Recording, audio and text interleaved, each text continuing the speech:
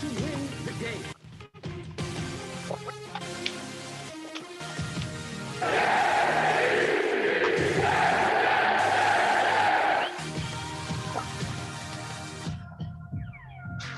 Live here in Central Florida. You're listening to Weapons Hot, New York Jets fan broadcast on the Worldwide Sports Radio Network. And now, give it up for your hosts, CJ, Kevin, Jimmy, and Harrison. Take it away, boys.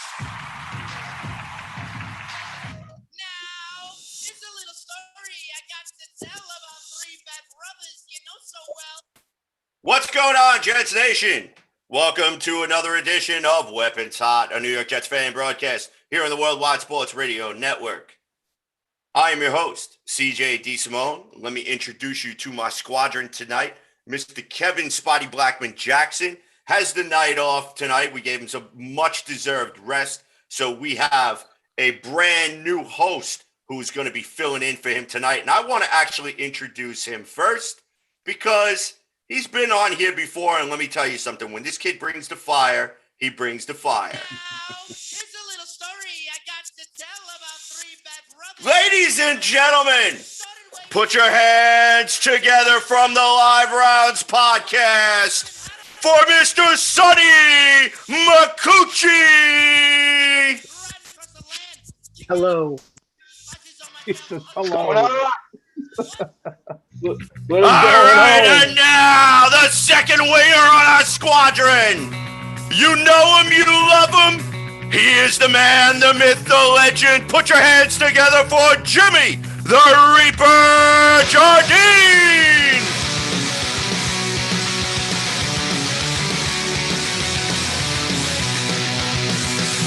And now, following up the rear, ladies and gentlemen, our rookie test pilot. You know him, you love him with the magical beard. He's the host of the Take Flight Spit and Fire podcast. Put your hands together for Harrison, the Fireball Glazer.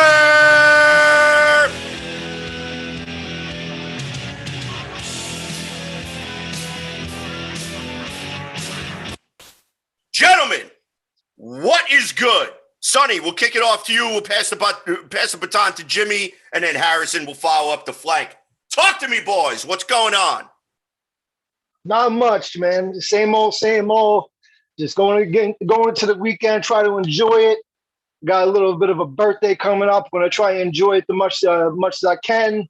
Trying to engulf myself with as much Jets information as I possibly can get because I'm just fiending for it. I'm like a drug addict when it comes to Jets football. Hell yeah, you got a mainline that shit, baby. Yeah, I know. I'm trying. But yeah, man, same old, same old. I'm happy to be here. It was kind of a last minute thing, but I appreciate you guys having me. Let's talk some football, baby. Absolutely. First off, I want to say before we kick it over to the Reaper, we really do appreciate you making time for us on such short notice. You know, you always have an open spot, you know, and we really do appreciate you giving us some time tonight, you know, to come and hang out with us and talk a little Jets football. Reaper, what's on your mind, brother? Talk to me. Having a good Friday, just hanging out in Indiana, having fun with the new place. Nice. Yeah, not much, man. Just OTAs are done. I'm just kind of excited to see some more. Absolutely. All right, we're actually going to talk a little bit more about OTAs in just a moment, but first, we got to bring it up the rear here for the rookie test pilot over here, making sure that our backs are 100% covered because you know when this kid is on the Gatling gun, he's either making it turn back or turning it to ash. Fireball, talk to me. What's going on, brother? Like always, I'm always excited to talk about them Jets, talk about everything going on. Excited that Sonny is here, man. You guys obviously probably know, but if you haven't, you got to check out Live Rounds on Facebook. Him and Kevin Robbins just light it up. It's a great show going on over there. But I'm excited, man, as a Jet fan. Like Jimmy mentioned OTAs, there's so many guys that have been showing, and some guys that we didn't even expect to show. And that's the beauty of competition. It's the beauty of when things are done right, when you have the right system in place. I'm excited. I can't wait for more football. We have our quarterback, most important piece. I'm ready to go. Absolutely. Let me tell you, one of the biggest things coming out of one of the biggest stories coming out of OTAs is the fact that how Zach Wilson and that release on the football just really have taken people by storm, where everyone is saying, not very many balls have hit the ground. He's been on the target. He knows how to manipulate the ball. He knows how to change up his speed. He knows when he needs to throw it deep. He knows when he needs to throw it short. He can adjust that arm strength and so on. A lot of positive things coming out of Jets OTAs. Of course, the emergence of running back Michael Carter. Okay. Michael Piron not really seeing a lot of reps, but also, they're starting to use Tevin Coleman a little bit more, Josh Adams a little bit more, Ty Johnson a little bit more. But what really was interesting is the fact of how complimentary Robert Saleh was about a week and a half ago when he was talking about these players and how he described each and every running back and how each and every running back is a very, very integral part of this offense going forward. So we're going to go. I tweeted that out because the beat writers didn't tweet that out. So I put that out. He talked about all the different running backs and highlighted a couple, except didn't mention Adams at all, which was interesting. Yeah, it's kind of frustrating, I tell you. But you know what? I mean, one of the biggest things that we're starting to see, we're starting to see a lot of positive things coming out of Jets camp, the OTAs, the heavily participated voluntary mini camp where the Jets almost broke the punt. There's a lot of positives to be said so far. But you guys know how I feel. You guys know I have a lot of cautious apprehension when it comes to this team because we've seen this before. We've seen guys in T-shirt and shorts light up the football field, light up the practice field, and everybody singing their praises and doing this and doing that. And then all of a sudden training camp comes around. And then all of a sudden, preseason games start coming around. And then once the regular season comes around, you figure that the rush should be more than knocked off. Everybody should already know what they're supposed to do. They may not know it 100%, but they should be anywhere between 70 to the 85% range. So what I want to do for opinions on what I just talked about, we're going to kick it off with Sonny. I want to go to Jimmy, and then we'll go back to Harrison. So, Sonny, talk to me. What are you feeling? What's your 30,000-foot view take on what we've seen so far with OTAs? I mean, I'm taking it as a positive. I'm feeling positive about it. I mean, just reading about it and seeing the, little videos and vignettes that we get on Twitter or Jets pretty much put out on Facebook or any social media platform that you look at, a lot is just positive. And it looks like they're having fun. It looks like Saleh's, he looks like he's involved. He's not just, making faces and making stupid comments. And it's all about football right now. And I'm excited about the guys that we didn't even know that were going to exist, like Isaiah Dunn. I'm hearing a lot about him. I'm hearing a lot about Elijah Moore. I'm hearing a lot of things positive about the guys about the new guys we have. But then there's also some things that we're hearing about players that we've had on the team for a couple of years that. I mean, we saw last year. I mean, I'm looking on Twitter just to see how the tight ends are doing. I haven't really seen a lot about Kenny Yeboah, but I've seen some things about Herndon, and what I'm reading is that he's still got like the hot pocket buttery fingers. You know what I'm saying? Like it's not making me feel comfortable. So but besides that, again, oh man, we're talking about the number one guy that we should all be talking about, Zach Wilson. All I see, all I hear is him just making passes, making plays, doing what he's supposed to do. And when you see him walk in, there was a little video I think I saw yesterday with everybody's underrated guy Berrios. He's walking with Berrios, and he says, "We're here to work. We're going to make this work. It's just going to take some time." And, it's just a positive feel for me. You see them coming out the tunnel, coming out the facility, and they're, the reporters are asking them questions. It looks like you're just having fun right now. Not all that down and jury crap that we've been accustomed to for the last 2 years. So, I mean, my opinion right now is fantastic. I mean, I'm just happy that we're going in a different direction. I mean, obviously you said it, you're cautious, you're weary of what will be, but as of right now, that hasn't occurred. So right now, my feeling is they're happy. They're happy to be there. They want to play here. It's just nothing but positives. So as of right now, smile on my face, a little dance on my feet, man. I'm ready to go. All right. So Reaper, talk to me. What's going on, man? I kind of take the opposite view of a lot of people. Like everybody's like it's shorts and t-shirts and blah blah blah, and they're not hitting yet. Right. I completely understand that view. So go ahead. Well, I look at it from a different perspective. Okay, so we had almost the limit. You can get 90 players in OTAs this year, and we've had over 80 every single day. And these guys are being told to, pump the brakes. Let's calm down. This is our first OTA. These are, it's not even mini camp yet. But you have Zach Wilson telling the offensive coordinator and the coaches, I already know this. Tell me something else. Show me something else. Let me see something else. And these guys, LaFleur's like, okay, calm down. Like, we'll get there. And I don't find that to be a bad thing on Zach Wilson's part. Like that's not cockiness. That's somebody that understands how to play his position.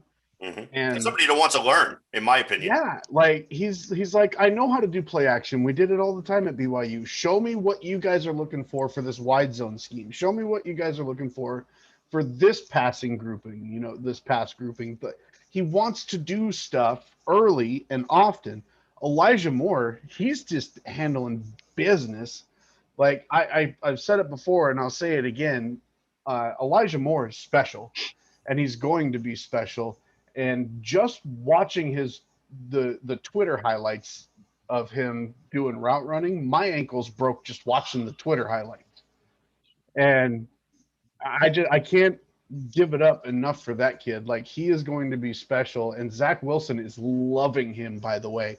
Like, I'm hearing almost every day, like, Wilson to Moore, 40-yard first down, touchdown in the red zone. Moore's getting touchdowns every day in the red zone. Like, that's a good sign too, because Elijah Moore is what, 5'9", 5'10"? Right. So the fact that he can get lost in the mix in the red zone and like swing it out and become available, it's not just looking for a Lawrence Cager or a Denzel Mims with that height to get that back, that back corner fade going on.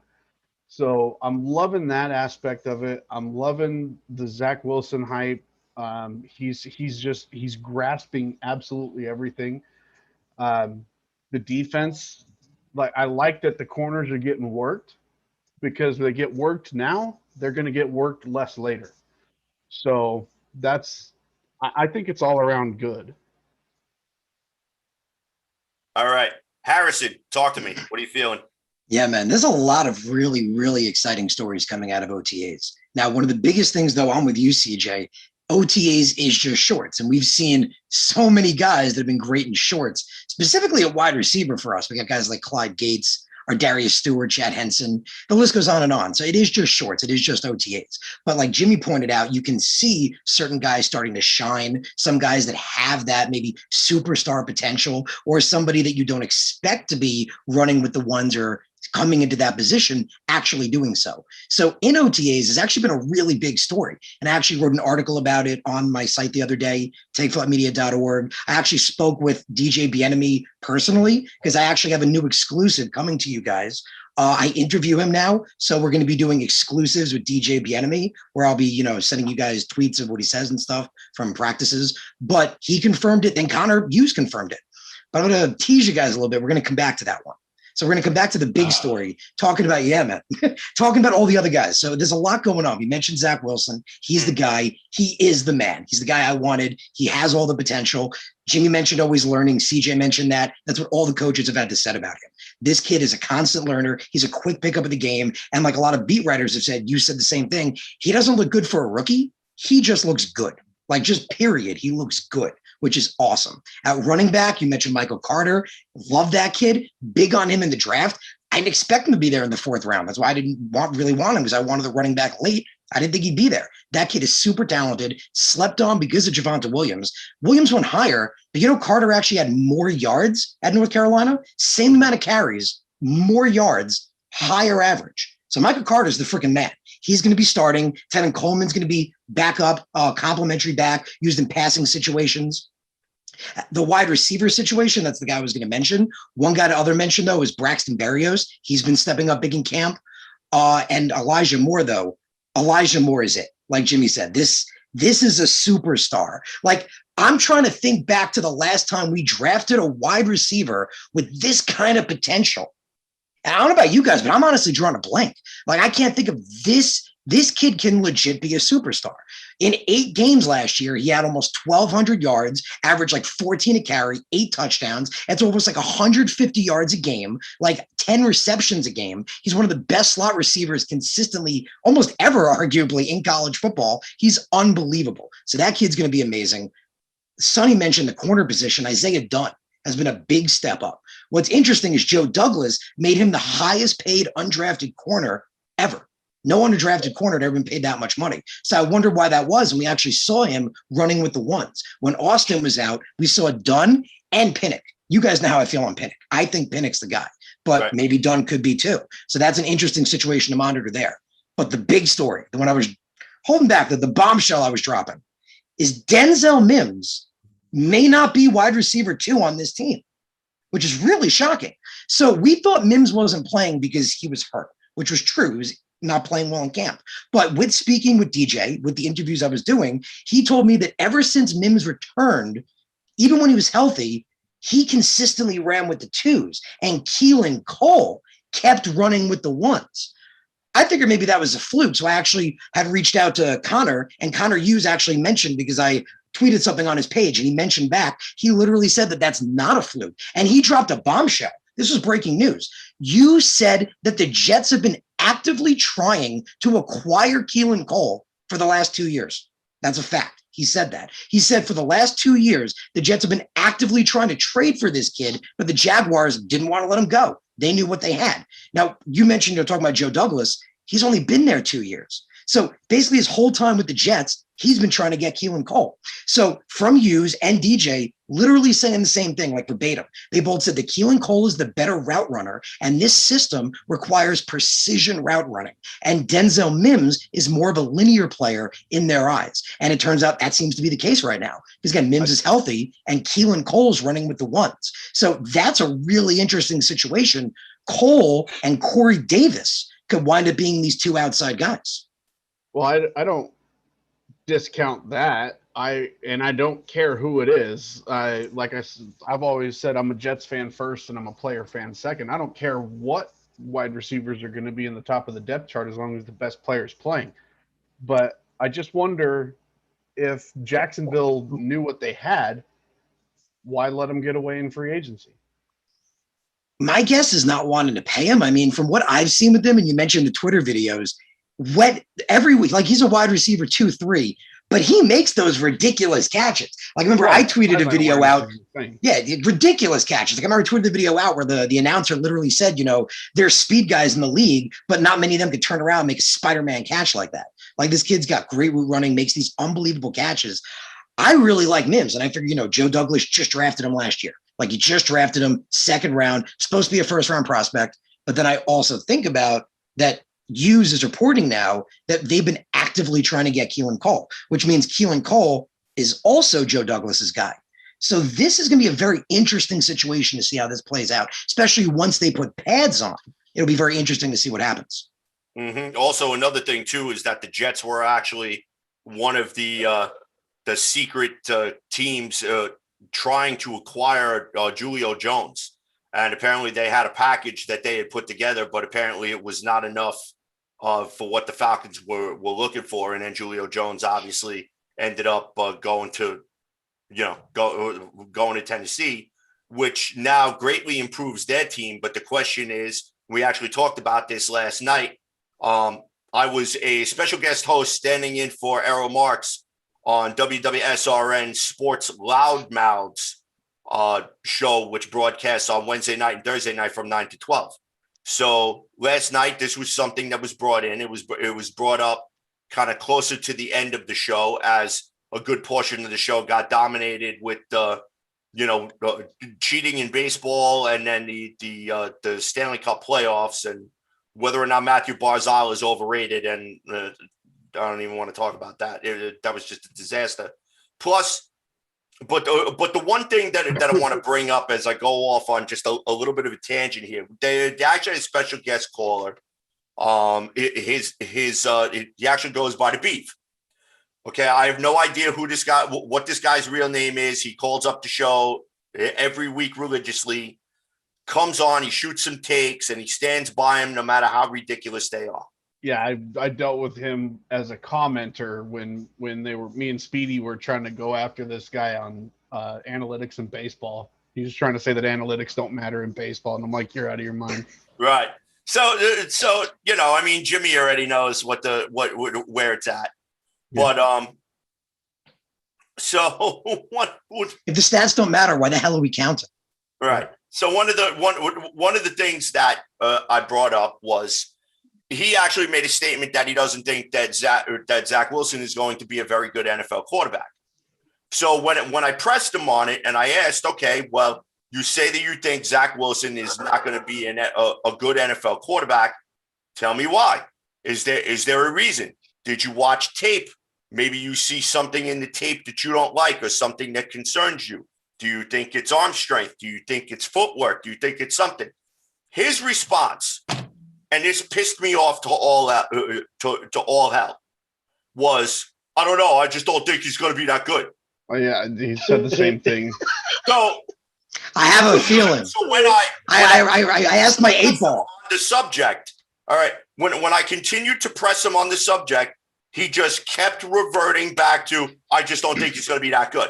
I just don't think he's going to be that good. And I kept asking him, based on what? Then he tried to pull out Penn State plays nobody. Penn State doesn't have an offense, et cetera, et cetera. Meanwhile, Penn State actually runs a pro-style offense in their football program. They actually did play some good teams, and he took the biggest leap between 2019 and 2020 out of all the quarterbacks that were drafted in this past draft class. Yeah, so, send him my way. I've been defending Zach Wilson for a long time. I got every defense. He just shout out to Ben Lowry in the comments over here, who actually watched the show last night and can attest. This is an entirely true story. I was watching and listening. Kevin Jackson, our partner in crime over there, in the comments, I want to interrupt Harrison with the crying, laughing face, sideways laughing emojis. Scott Calispi in the comments. Again, thank you for everybody who's commenting. Keep sending them on. We'll get them on the air. Mims, the guy who missed half the season last year and then disappeared half the games that he played in. And then Kevin Jackson back with what's up, guys. Ben Lowry with better than Al Toon with the big eyes. Scott Clisby again. Come on, CJ. They have new cleats on. Let's get excited. Yeah, can catch a ball and run without falling in shorts and a t-shirt. Let's just run the same show from 4 years ago, because the same things were said about Sam. Look out, rookie head coach and QB. Jets fans, let's get ready for the Super Bowl. How about we win one game, just one? And you know what? That's actually, believe it or not, that's kind of how I feel about it, and the reason why I have such the apprehension that I do. But just to comment on that and the Zach Wilson. First off, shout out to Errol Marks, Speedy Petey, Joshua Silverberg for having me on the show last night. It was a lot of fun. We did get to talk about the Jets quite a bit toward the end of the show. And yes, I did do one of my classic rants. So obviously, if you get an opportunity, go and check it out. But one of the things that I wanted to talk to you guys about, especially with Denzel Mims now sliding down the depth chart. Okay. The Jets. Well, maybe. True. We don't know for sure because, you know, the 53 man roster is pretty much written in sand right now because, you know, nobody has anything locked up, and that's the way it should be because Robert Saleh wants the utmost competition out of everybody. So I'm going to pose a question to you guys. We'll start off with Sonny, then we'll go to Harrison, then we'll have Jimmy follow up the rear this time because I know he's probably got some fire takes that he's been holding in his side pocket there. Sonny, talk to me. What are you thinking about what I just said and what just transpired? And you're over there shaking your head, and I can't wait to hear the explosion. Oh my God. I don't know who beef or chicken or fajita is, and I'm not going to get into it. I didn't get to watch the show. I was doing some things last night, but if that's his answer, then he's obviously one of those fans that just looks at someone's tweet and goes, "Oh, that's information that I'm going to use." Like I had conversations with somebody recently.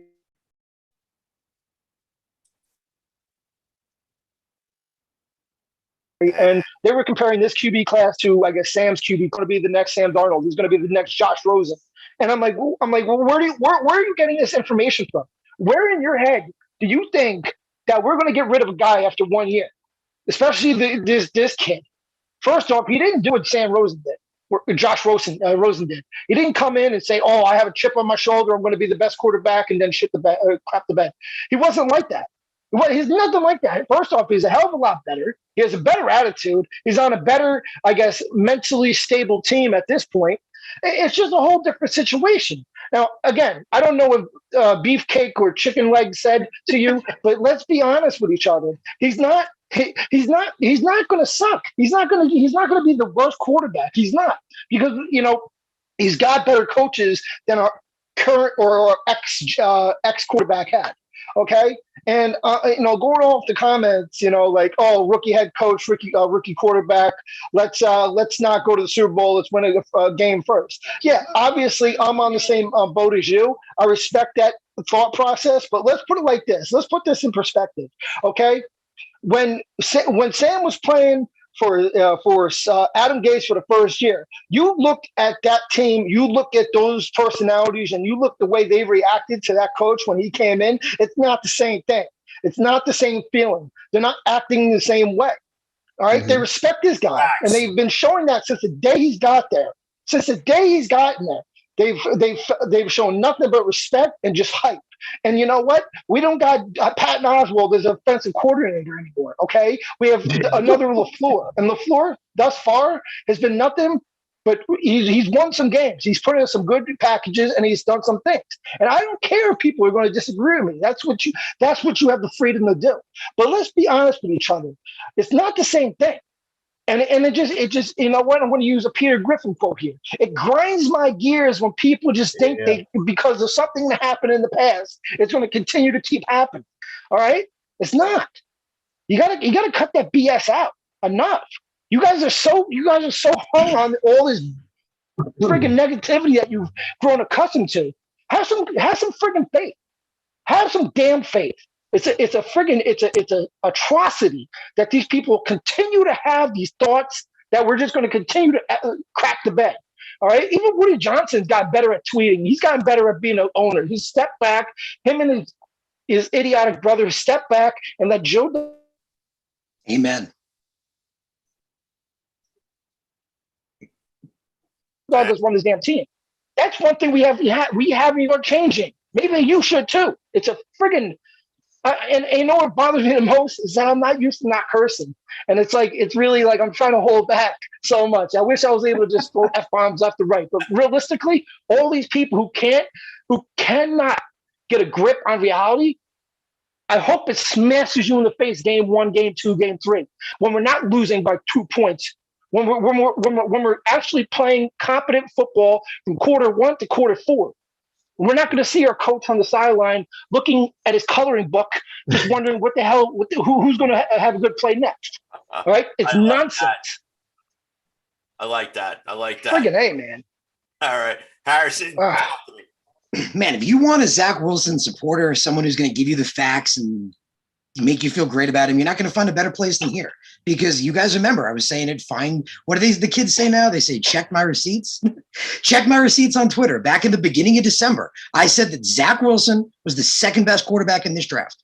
That was back when nobody was saying it. It was all about Justin Fields. All about Justin Fields back then. Zach Wilson is the freaking guy. And CJ, you mentioned about, the touch passes, knowing when to put what kind of emphasis on what ball, putting it in the right position. One of the second things, the first thing I always said about Zach Wilson was his pocket presence. And I'm going to come back to that. That was always the first thing I noticed about him, where like I just saw him literally the first second I saw him and I was just blown away. It was the pocket presence I hadn't seen other than like with Russell Wilson, like an innate ability to just judge where it breaks down and who's coming where and to understand alignments. And it was just unbelievable. Blew my mind. But the second thing was always he throws his receivers open. And what I meant by that was two things. By saying he throws receivers open, I meant the first thing, like you said, that he knows what to put on the ball, whether to throw a lob or a touch pass or a quick pass or a rocket or a deep ball, and he puts the ball in the right place. There's two aspects of throwing a receiver open. You can put it in the right place and throw a bullet when the guy's 5 yards away from you and he's not going to catch it. So there's two aspects to that. Zach is the guy, and I think you see these people crapping on him. Really easy answer. He doesn't have an answer. I know why he's doing it. He's doing it because Zach became the guy. Before, Trevor was the guy, but everyone was saying he's generational. So if you say anything bad about him, you look like an idiot because they're like, he's generational. But now Zach, as you remember, became the guy. For months, everyone was all quiet on Trevor. And from like January, February-ish till the draft, it was all about Zach Wilson. So because he's not the generational guy, you're going to have people coming out and crapping on him, saying, yeah, I don't believe in him. But remember, every single one of those myths has been disproved. They talk about the competition. Competition's relative. He's playing with guys of the same level. So the competition is relative. If you put him on a team like Ohio State or Clemson, he would freaking kill it. He took a team like BYU that would not have been ranked without him and made them ranked. They talked about the character issues. Clearly, he's shown that's not a problem anymore. But I showed that at the time when his teammates came forward back in November. I think it was November, December, when they were saying that stuff, that he was entitled and a brat. His teammates and coaches immediately came forward saying he's got great character. In his pro day, he said, football is my life. It's all I do. We've seen what he's doing in OTAs. All the arguments against him, man. This is the guy. He's got the talent. So, yeah, anyone that's hating is just hating because they're not ready to see what Zach Wilson's going to do to them. I like that. All right, Reaper, talk to me.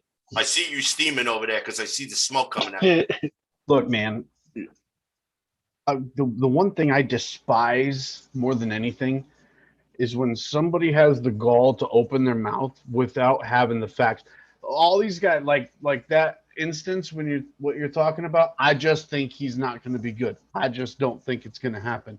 That's because you forgot what stupid Colin Cowherd said on his show yesterday about Zach Wilson. You don't have the defense to say what you're saying because you forgot what Cowherd said, or you forgot what Stephen A. Smith said from the day before. You're not thinking about what is tangible on the field. So anybody that has those types of, you can't even call them arguments, man. It's just absolutely ridiculous.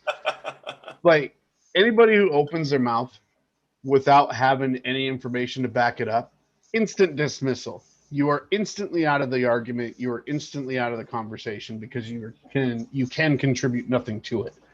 As far as Zach Wilson, we've had people. I've gotten into debates about Zach Wilson with specific people, and I'm not going to name drop, but Sonny knows who I'm talking about. And I can tell you the objective things. The arm strength is there. The touch is there. The accuracy is there. The off-schedule ability is there. The ability to see your field and to read a defense is there. It's all there. It's all there. It's just a matter of him being taught by the right people to do the right things. And we have those people now. Amen. The coach who should not be named isn't here anymore. Previous regimes aren't here anymore. The Johnsons aren't telling Saleh or Joe Douglas how to run this offense or defense or how to run this roster. They're not doing it anymore. So now Woody Johnson can just go ahead and have fun on Twitter. Like that's fine with me. I'm okay with that. But like to Harrison's point about competition, those big schools where they say, oh man, he went to Ohio State, they play some pretty good competition. Look at their non-conference schedule and you tell me that they play tough competition day one to the last day of their season because they don't. Did you know, CJ, that I'm gonna throw your Gators under the bus? Did you know that the That's Florida okay. Gators? Everybody does. That's okay. Pile it on. Did you know that the Florida Gators have not played a non-conference game out of the state of Florida for like 18 years? Yes, actually, I did know that. Isn't that ridiculous? It's called a comfort zone. Those big schools purposely set up a cupcake non-conference schedule so that they can pad their stats, they can pad their numbers, they can pad this and that. The schools like Utah, Boise State, BYU, TCU, those types of schools, we, the small schools, have to go after every single tough school that we can in non-conference just to be in the conversation. So while BYU is trying to schedule the toughest competition they can find, like a Tennessee or like a Washington or a USC, while they're struggling to get those, you have the Ohio States and the Floridas and the Texases, and all these big schools, the Alabamas that play Middle Tennessee State Junior College week 1, and then they play UC Davis week 2, and then they play Appalachian State week 3. You know what I mean? Like, Wait, don't forget about SCLSU, bro. SCLSU Mud Dogs, baby. You gotta get the Mud Dogs in there. Hey, you gotta, the Mud Dogs, the Mud Dogs are tough, man. That stadium is tough to play in. I heard they got a really good linebacker. Yeah, I hear that too. Yo, Jimmy, I'll take what you're saying, man. But the whole point on it is, it's not like, yes, Trevor Lawrence is gonna play against some tough defenses, but he's not doing it week in and week out. Yes, Justin Fields is going to be playing some tough schools, but he's not doing it week in and week out. There's no difference from the skill level that Zach Wilson has to play at BYU to the skill level comparatively and proportionately to what a Justin Fields or a Trevor Lawrence has to play. Okay, so you can't have it. My final word on this is going to be, you can't have it both ways, okay? You can't say he's not good enough because he doesn't play competition when they don't have a choice of who the competition is in the first place. So you can't say he's not good enough and then at the same time say he plays cupcakes, because it's an oxymoron. It doesn't fit. It does not compute. Yeah, Jimmy, let me take that. Let me interject real quick. Yes, let me interject real quick. I just want to do this real quick. All right, so a lot of people I work with, they call me a very vindictive asshole, and I expect that, because I am. I don't forget anything. I always remember things just so I can throw it back in their face. Now, this has nothing to do with the people I work with, but just people who are fans. And I know nobody wants to talk about Sam Darnold anymore, but because he's no longer with us. But here, let me make a point about Zach Wilson in comparison to Sam Darnold. When Sam started his first OTAs, right? I will. And I'm going to do it, and I'm going to have a point too. I'm going to compare those two for Jet fans alone. Okay. Now, when Sam did his first rookie mini camp, and then he did his first OTAs and all that other stuff, at this point right now, although Zach Wilson hasn't played his first game as an NFL quarterback, at this point, I remember the tweets coming out from Jets mini camp, Jets OTAs. There was times when Sam Darnold had bad practices. Now, Zach Wilson, to this point, Tuesday, which would be the 11th, Zach Wilson has had bad plays, not bad practices. Therefore, he's probably already ahead of Sam Darnold as a quarterback going into his rookie season. And for people who already say, well, Zach Wilson's going to be the next Josh Rosen or the next Sam Darnold or the next the list goes on. They're so out of touch with what is actually happening because they don't want to hear that. They don't want to believe it. All they want to know, or all they want to think is that we're just going to do it again. We're going to screw up again. But they don't realize that this kid, every day you go on and you read quotes from DJ Bieniemy or Connor Hughes or even Rich Cimini sometimes when he was want to be a complete and utter jackass. They're saying positive things every day, like, wow, look at this kid. This kid's making zip throws. And you said it, Harrison. He's not a good rookie quarterback. he doesn't look like a good rookie quarterback. He looks like a good quarterback. You got that a couple times with Sam, but they always criticize some other things: his footwork, his decision making. Lights out. So I'm going to point out to you that at this point, whether you want to believe it or not, Zach is actually ahead of Sam, which is probably what? If you really look at it, Sam's had 3 years with us, and he still has the same problems he's having in Carolina with his footwork, his decision making. Oh yeah, he has the arm. It's not as strong as Zach's. I don't give a damn what you said. Oh, it's not even close. You can not even. It's not even close. Not even in the same playing field. Not in that category. So, no. And that is my point. So anybody who wants to friggin' just constantly light the fuse, I guess I'll be a can of water, man. I'm just gonna put that fuse out because you're full of it, and we all know it. Damn straight. All right, so really quick, I'm gonna get these comments on the air. All right. Ben Lowry joining the chat again. Thank you for joining us. Great show last night. Kevin Jackson chiming in. Sonny, that hoodie is so fire. Harrison trolling, doing a little trolling to Kevin over there. Kevin, what did you want to interrupt and say with the laughing face emoji? I was curious. I want to get him on the air. What does he want to say? Let's bring it up. So he chimes back. I'm just talking smack though. Scott Cleesby back in the comments again. Have faith. Whatever joke laugh out loud. Just hit repeat for every new coach and quarterback because this is going to be the one. I have 13 reasons to know what this team is. 39 players, but don't worry, they'll gel. Just ask Jimmy. We're going to win 11 games. We are. Kevin Jackson. Jimmy is me right now. Bring it, bro. Scott Cleesby back in. How about we let Zach throw one pass before we say what he's going to be? Stop blowing smoke up the guy's butt and stop with the friggin' Kool-Aid. He's throwing a bunch of passes. He's throwing a bunch of passes, and he's connecting on 99% of them. And he is putting exactly the touch he needs. He's putting the velocity he needs. He's showing midseason form in OTAs, and I love it. And you can't convince me any different, Scott. You're not bringing me down, brother. And Scott continues on because we had a top 10 defense he's throwing against a practice. Kevin back in the comments. Woody is killing Twitter though. Scott again. That's why we keep drafting Florida players for your little throwing the Gators under the bus. Like Sally's beauty school. I'll help your argument because Jerry Rice went to a top school.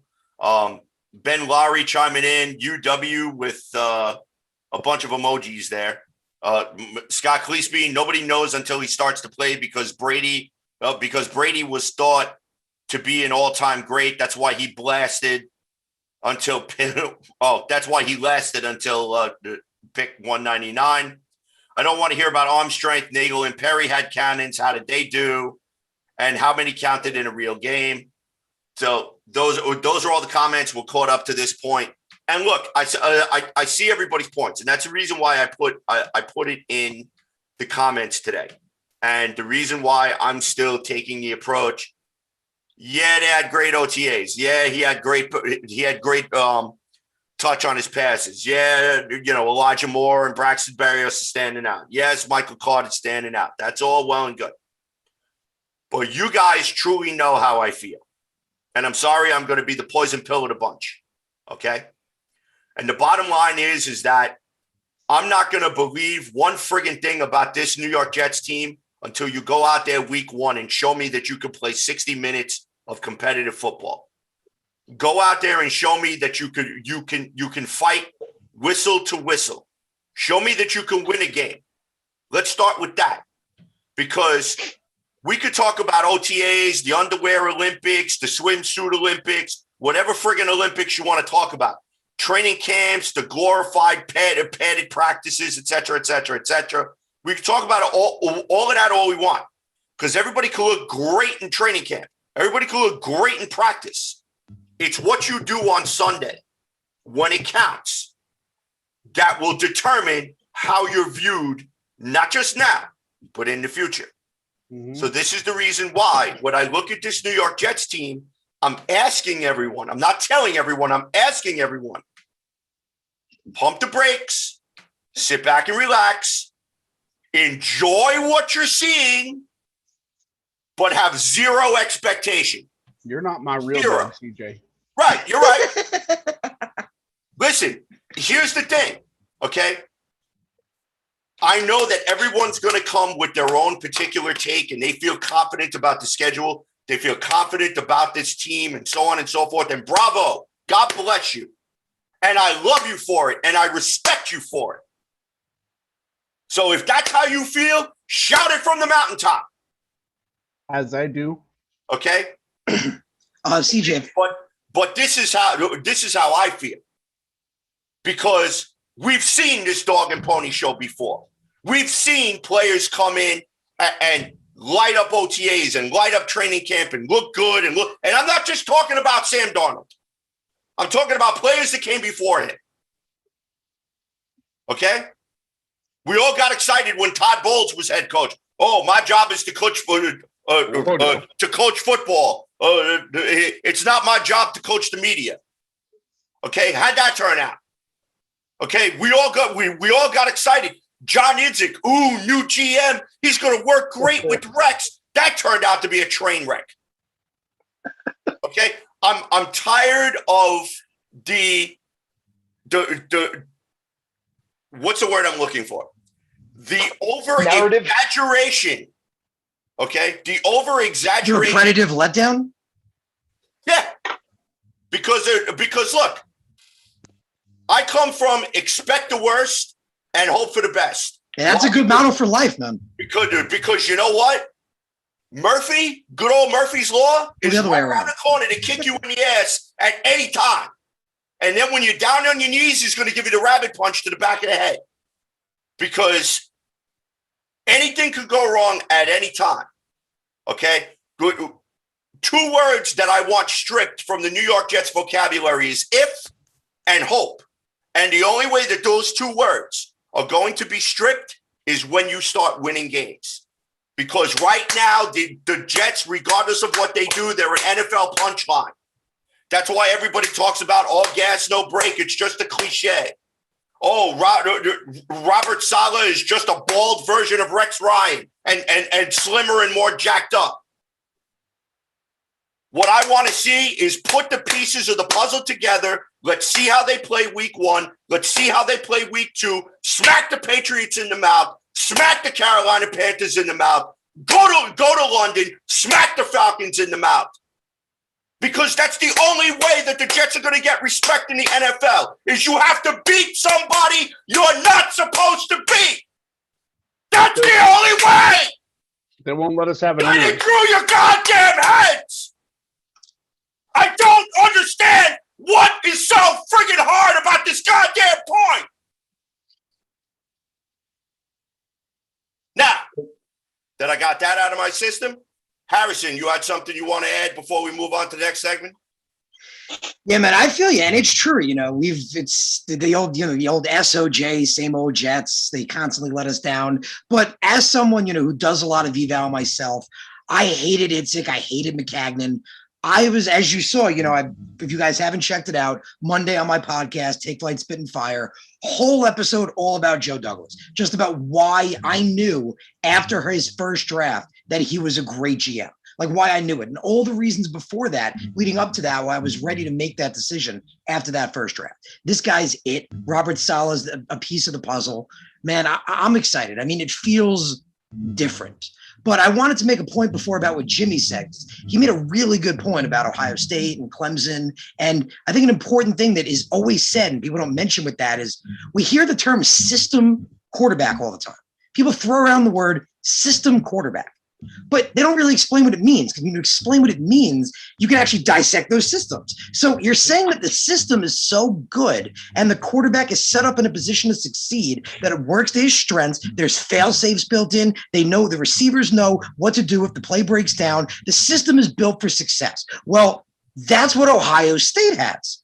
That's what even places like Clemson have. There's a reason they consistently win, and they're the best teams because they have great coaches and they have great systems. It's the reason we've barely ever seen a good quarterback come out of Ohio State. Clemson seems to be the one exception, but with Alabama, that leaves to be seen as well. That's what these system quarterbacks are. And on my podcast, my QB eval, I hope Ohio State doesn't come after me. I broke down their system. It's the reason I didn't like Justin Fields. I broke down, okay, this is what the receivers do when the play breaks down. This is what Fields does. You can see it if you watch it. I call it the predictability factor. If you can find the predictability, it's because it's in the system. It's built in. BYU didn't have that. Zach Wilson didn't have that. There is no system QB. There's a man making it. And there's a huge, huge difference there. All right. Very good points, Harrison. All right. So tonight, I'm taking over Kevin Jackson's segment of the Emmy Award nominated segment we have here on Weapons Hot called In the Spotlight. In the Spotlight with Kevin Jackson. Spotlight. Basically tonight, who I have in the white hot spotlight is none other than our general manager, Joe Douglas.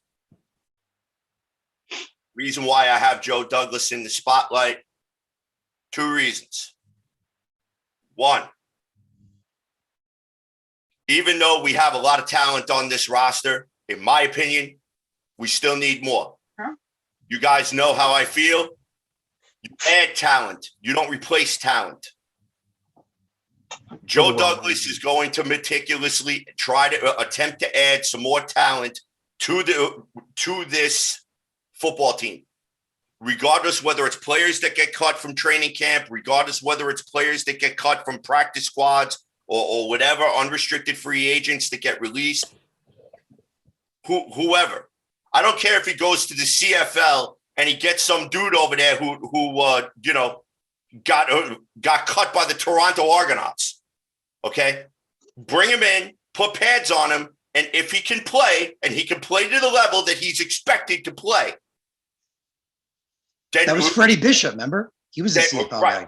Then bring him on. Okay, because there is no cutoff to getting better. Every week. Forget every week. Every day, this team should strive to be a better football team than they were the day before. And I don't care what it is, whether it's film study, whether it's prep, whether it's exercise, whether it's diet, whether it's injury management or whatever. I don't care what it is. Every single day, you should try to be better than you were the day before.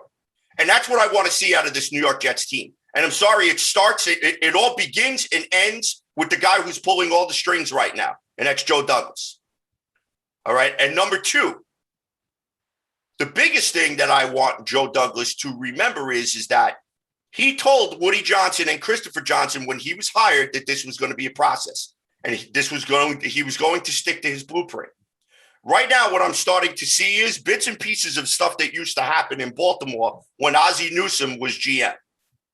Hence, the Crowder situation manipulation. Okay. The trading of Sam Darnold, different parts that have been cut, the restructuring of contracts and so on and so forth, bringing guys in on show-me deals instead of signing guys to big money and long-term deals. And that's probably also one of the reasons why Marcus May still doesn't have a deal yet, but they have until July 15th to finalize that, according to the franchise tag. And I do believe that it'll get done. I do. Because I think that even though Marcus May was not somebody who was drafted by Joe Douglas believes enough in him to slap a franchise tag on him. Because if he didn't believe in him, he would have traded him for a bag of balls or a jockstrap or both. And I'm sure 30 other teams would have lined up to give their left testicle to get Marcus May because he's a great player from the University of Florida. Take that, bitches. Now, Joe Douglas still has a lot of work to do. He's not done. So I understand, and shout out to Brooklyn, Montana in the comments as I want to add this to the segment. It's okay to feel optimistic about this team. I'm very excited, regardless T-shirts or not. Be proud. And I applaud you for that. Say it louder for the people in the back, because maybe the negative Nellies will finally pull their heads out of their ass and start to take a deep breath of fresh oxygen instead of fart air. I'm tired of being told, like, I'm just being realistic. Right, but here's the thing. Oh my. You could be cautiously optimistic and still be realistic at the same time. Yeah. Because realistic is just another way to hide behind negative in some cases. And look, I've busted Scott Cleeseby's balls both in private chat and on the show and in the comments. But you know what? I respect the guy because if that's the hill that he's going to die on, then that's the hill he's going to die on. And I respect him for that because he gives you the reasons why he's on that hill and the reason why he feels that way. And again, circling back to Joe Douglas, it's his responsibility and his job to change the culture, to change the atmosphere, and to finally have the New York Jets from being Loserville, USA, to a relevant NFL franchise that people are going to have to start taking seriously. That's my In the Spotlight segment. We're going to go around the room for your thoughts on it. Jimmy, I'm going to start with you. Then we're going to follow up with Sonny. Harrison, you're going to follow up the reel with the Gatling gun. I think that, again, because I'm in a Facebook group called the AFC East discussion group. Great spot. But all the stuff that I deal with as a Jets fan over there, I mean, we still hear butt fumble stuff. We still hear about how we destroy quarterbacks and blah, blah, blah. And they don't understand that we've drafted mediocre quarterbacks rather than good quarterbacks. And then the mediocre guys get hyped up. And then all of a sudden they're in a bad coaching situation with previous Jets regimes. And now the Jets are responsible for yet another quarterback loss. And it frustrates me to no end. The jersey, the uniform does not make or break a player. I don't care what anyone has to say. We have the right people in place now, and it starts with Joe Douglas. It absolutely starts with him. And I think he has put together a great head coaching hire in Robert Saleh, and I think him and Saleh have collaborated and gotten an amazing coaching staff from top to bottom. I love that we're the only team now that has a specified medical facility or like medical team that is headed up by actual doctors. I love that has been a thing. The media, they'll never let us have anything until we win the Super Bowl. And even then, they'll say whoever we play, well, they weren't at full strength. They'll say if we beat the Falcons, well, the Falcons didn't have Julio Jones. That's why they beat the Falcons. You know what I mean? But don't they have Kyle Pitts? What's going to be the excuse then? They'll find something because, and I'll give you a prime example of what I'm talking about, CJ. Before Becton was drafted, not a single media personality said anything about his weight in a derogatory way. They said that Becton was a beast. He is the biggest, most just versatile offensive lineman that was in that particular draft. No questions about his weight, not in a negative way. He gets drafted by the Jets, has a couple minor injuries, and that's what they've been, is minor injuries here and there. And now all of a sudden the media is like, well, he's a Jet now, so okay, it's his weight. His weight's a problem. He's probably going to have to trim down, and once he trims down, he's not going to be as dynamic, blah, blah, blah. Well, it wouldn't have been a problem if the Patriots had drafted him. It wouldn't have been a problem if the Cowboys had drafted him. But the Jets drafted him, so now it's an issue. So if we do, they'll never let us have anything. So we need, as a fan base, we need to stop expecting that one day we will get that respect, because it's never going to happen.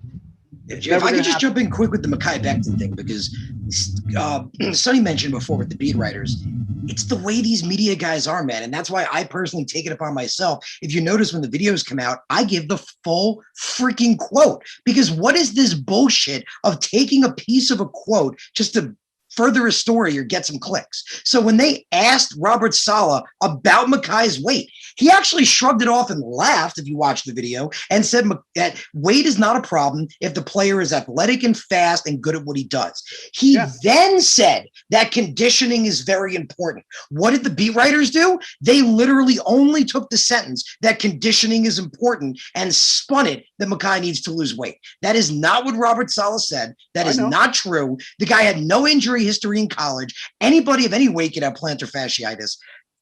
Stop spinning stuff. No, I totally know. I completely understand what you're saying. The fact of the matter is we get so spun up about the disrespect in the media that causes a lot of infighting between Jets fans, I think.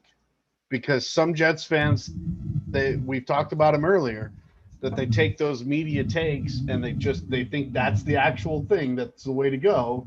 Mm-hmm. And then when the people like us, like Sonny and Harrison, CJ, who dive deep into this stuff and we understand what is really going on, we have to fight with those Jets fans, and they turn around and say that we got their green colored glasses on and we're not being realistic.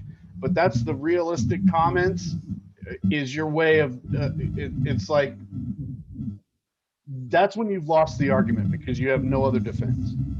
You're not realistic. Well, yes, I am, because I objectively see what's happening. And I think that Joe Douglas, like I said before, it's not a baby powder company controlling this football team anymore. It's a football guy in charge of operations. So I think we're heading in the right direction. I think Joe Douglas is definitely the guy to lead us there, and I think this coaching staff is gonna put us over the top. All right, Sonny, chime in. What are your thoughts? All right, right off the bat, let me make this really, really clear. I don't give a good goddamn what the media says, and I haven't for the last couple of years. Yes, I read their lines, their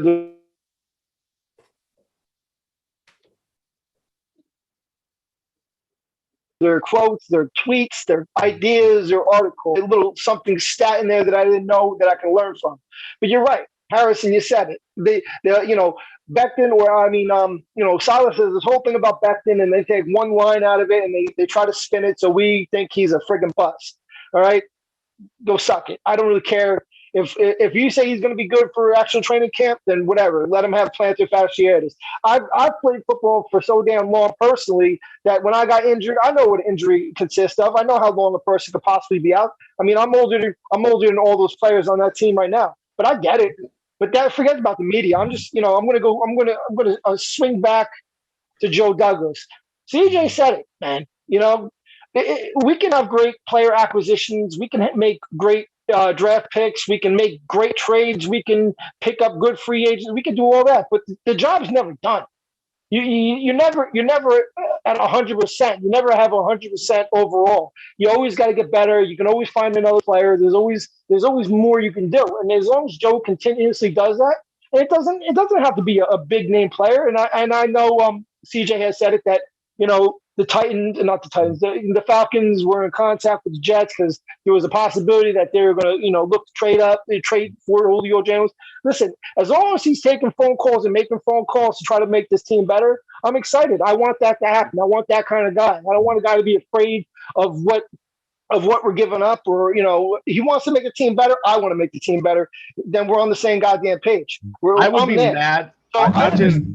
Not to interrupt you, Sonny, just real quick. I would have been mad at Joe Douglas if he had not inquired about Julio Jones. I'm not saying that we should have got him, but I would have been mad if you don't actually talk about or inquire about a player of that caliber.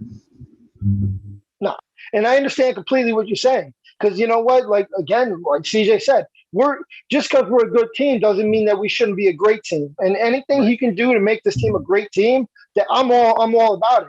And I know there's going to be times where he has to let a player go that everybody liked, or he has to trade a player that everybody liked. It's just how the business is. And I know there's a situation right now with Jamison Crowder where they want to do something with his contract, where they might want to give him less money and all that other stuff. And I like Jamison Crowder. I think he's a good player. He's been nothing but good these last couple of years. He's been one of our better players.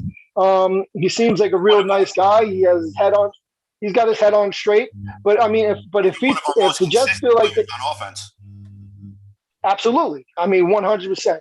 But I mean, if they got to do something to, it's a business, man. If it ends up where Jameson doesn't want to be here no more and they have to cut him, it sucks. It might be a stupid move, but again, I don't play for the team. I don't run the team. All I do is root for the team. And if they can do something, if they can make something, make gold at it, crap because of the situation, then go for it. But again, I want, and I believe that Joe Douglas can be a hell of a lot better. And I actually believe he has been a hell of a lot better than our last couple of GMs because he doesn't have his head up his ass. I mean, he's actually just trying to do what's right for the team. I mean, McCagnon, when he first came in, he seemed like he wanted to spend the farm to get all these guys, and it seemed great on paper. But again, it didn't work out. Idzik, Jesus Christ! I mean, there's nothing to say. There's nothing to say. There's nothing to say. I mean, Tannenbaum put us in cap hell. I mean, there's things. I mean, there's little things that every GM's done that you could probably do this a little bit. But with Joe Douglas, it seems like he's not only done some things, but he hasn't taken any crap from all these players who have bigger egos than they do talent. Like, I know people want to, I know nobody wanted to really trade Jamal Adams, but when your player gets to a certain point and you can get the compensation he got back, you kind of go, okay, thank you for your service, but Jesus Christ, you just fleeced the damn Seahawks. It's a good feeling. I wanted to trade Jamal. I know you did. I can't. Trust me, I know. I'm not big on big personalities. I get it. I'm not big on big personalities myself. I don't like people who are bigger than the team. I've never been okay with a player that thinks they're bigger than the team. I like team players. I like people who got their head on straight. But Joe Douglas, to me, right now, to this point, he's been phenomenal. I'll put it like that. He's been phenomenal. Has he hit on every single guy he's brought in? Absolutely not. But he hasn't stopped. He knows he made a mistake. Yeah, he messed up with Khalil. I mean, we all thought it was a good signing when he came in because he's like, oh, okay, this guy. He was pretty good over in Carolina, but obviously he swung, he missed, didn't work out. But he tried to address the whole line somehow. I mean, that's one of the biggest things we've ever really talked about. Not just corners, not just quarterbacks. There's always been offensive line. And I mean, we're still taking swings at it. We still don't know what's going to happen with Cameron Clark. I mean, there's a bunch of things that we can still question, but at least he's trying. At least he's giving his all, and he's not just feeling complacent with the guys he has, which is great for me at least. So that's what my take on that is. All right, Harrison, follow it up. You got the Gatling gun. Fire away. I'm ready, man. I'm ready to fire it all. Let's do it. But quick, just getting back to the Becton thing first, because that what we were just talking about. The craziness of it, like last year, if he would have been shut down properly, his shoulder would have healed. But as I showed, I was tweeting it out and I'd actually spoken to medical people at the time. His injury, if he kept pushing through it, it was going to tear. That was inevitably going to happen. They didn't shut him down. They kept putting him out. He kept re-aggravating the shoulder. That wouldn't happen. Now we have a coaching staff that is trying to be cautious because it's just OTAs shutting him down and all this crazy speculation and all this crazy crap for doing the right thing, for letting the guy heal as opposed to throwing him out there, which is just crazy. But when it comes to Joe Douglas, you guys know how I feel. And the best way to put it, like I was saying, my Monday night show, check out my last show. It was called All the Reasons Why Joe Douglas is a Great GM. And it was just me, and it was about an hour and a half long because there's so many reasons. Leading up to that first draft, just briefly going through coming from the Ozzie Newsome school, the amazingness of that potential. Loved when we brought him in. He was brought into it, and I cover this on the podcast episode. Please check it out. I talk about how he was brought into an impossible situation, brought in after a draft, after free agency. Sonny, you mentioned Khalil.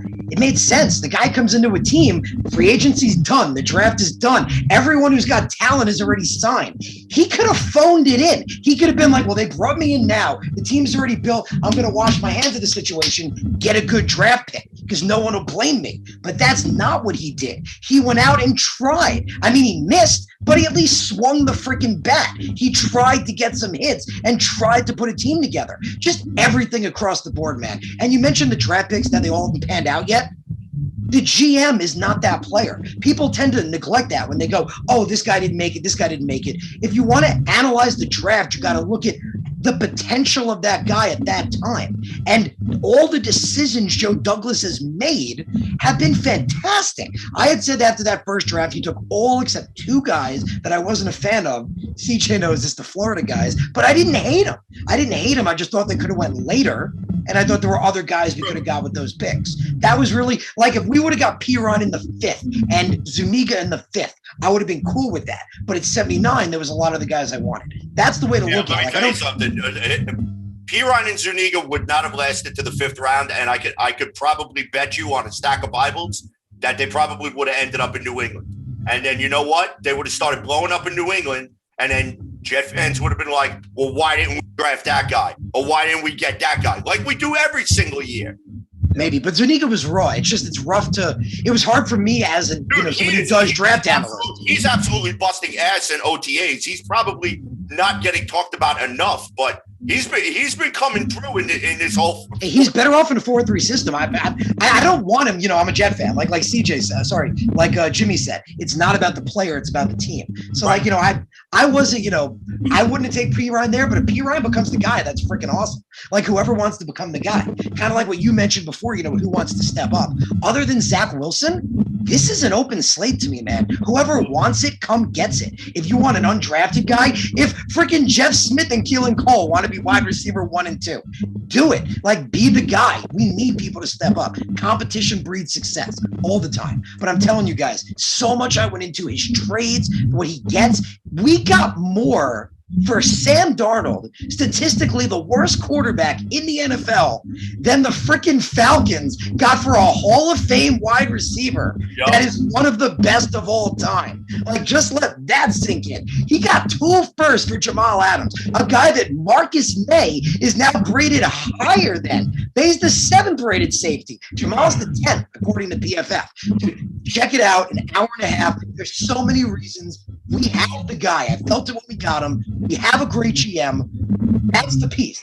He brings in everything. Like CJ said, everything flows through the GM. If you have a great GM, good things are going to happen. And that's what's going to happen for us.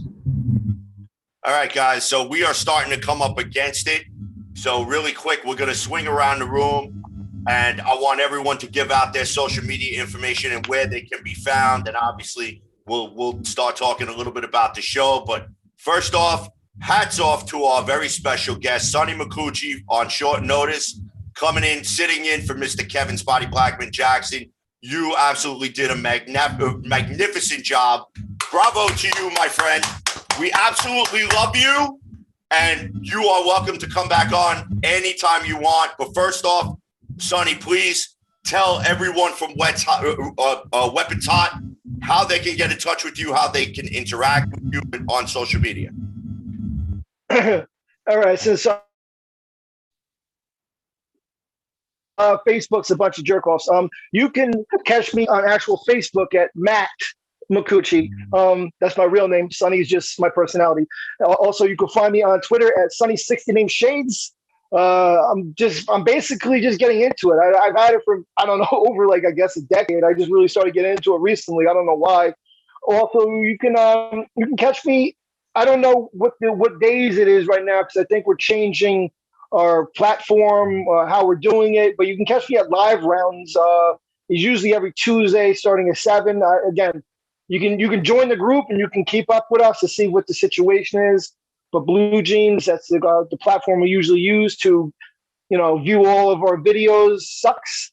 So we're going to be changing that soon. Maybe upgrading our software That's on Kevin Robbins. Let's see what he's going to do right there. But when you catch me on there, I'm a little bit more flagrant, a little bit more foul, a little bit more villainous. Definitely like to curse a lot more because that's really who I am as a human Weapons on being. After Dark, brother. That's the whole reason we have that vehicle. Yeah, man, I can't wait to have you on After Dark, bro.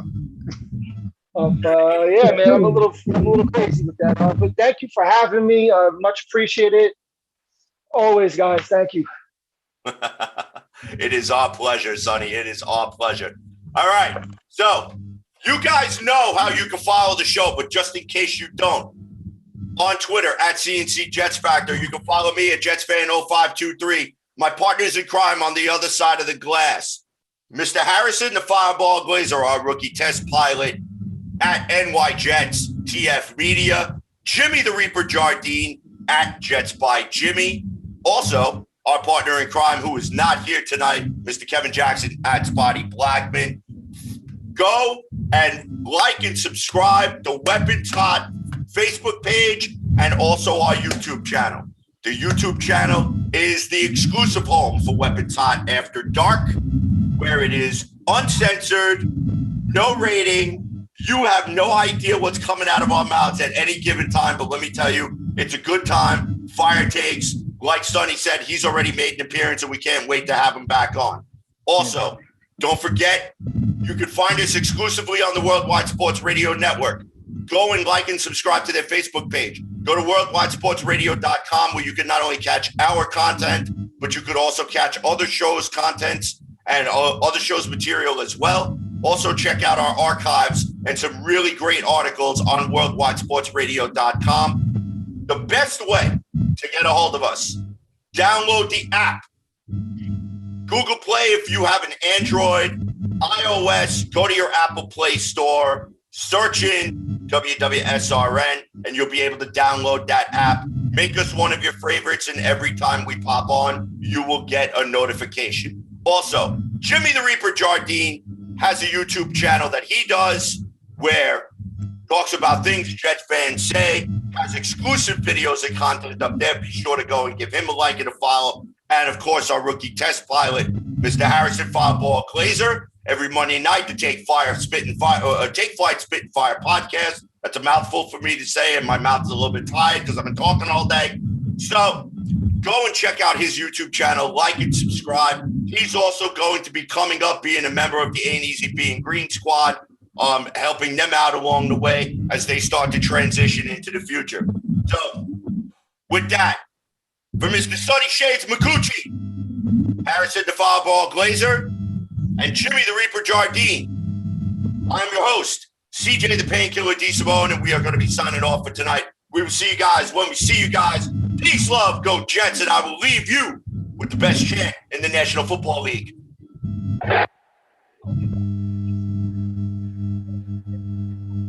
And don't forget, following this show, Wise Guys is coming up on the Worldwide Sports Radio Network. Be sure to stick around and go check them out, Clarence Nixon and company. They do a great job over there, although Clarence is a troll, and we can't wait for the Jets to beat the Cincinnati Bengals' ass, and your happy ass is coming on this show when that happens.